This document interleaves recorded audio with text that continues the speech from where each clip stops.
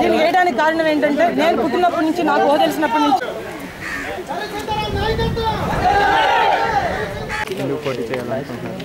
ఇవాళ నేను ఇప్పుడు టీడీపీ రెబల్గా చేశానండి. అది టీడీపీ నాకు మళ్ళీ బీఫామ్ ఇవ్వని పక్షంలో అప్పుడు ఇండిపెండెంట్గా చేస్తాను.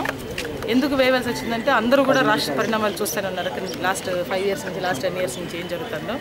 గత 10 సంవత్సరాలుగా తెలుగుదేశం కార్యకర్తలు ఓడిపోయిన పార్టీని భుజాల మీద పెట్టుకుని నడిపించి కాసుకుని పార్టీ కార్యకర్తలందరూ పార్టీని కాసుకుని వచ్చారు. చంద్రబాబు నాయుడు గారు కూడా ఆయన చేపట్టినటువంటి మంచి వస్తున్న మీకోసం యాత్ర కానీ రాష్ట్రం బాగుపడుతుంది అనే సమయంలో అనే థింకింగ్లోకి వచ్చిన టైంలో కొన్ని దశమగ్రహాలు కాంగ్రెస్ పార్టీ నుంచి, ఆ పార్టీ నుంచి, ఈ పార్టీ నుంచి మా పార్టీలోకి వచ్చి ఒక బ్రోకర్ సిస్టంలో అంటే కింద కార్యకర్తలు వర్కర్స్ ఉండి వాళ్ళే కదా పదవుల కోసం రావాల్సింది, వాళ్ళు కాకుండా అందరినీ నెట్టేసి బ్యాగులతో ప్యాకేజీలతో సీట్లు సంపాదించి ప్రజా సంక్షేమానికి కుంటుపడేటట్టు చేస్తారు.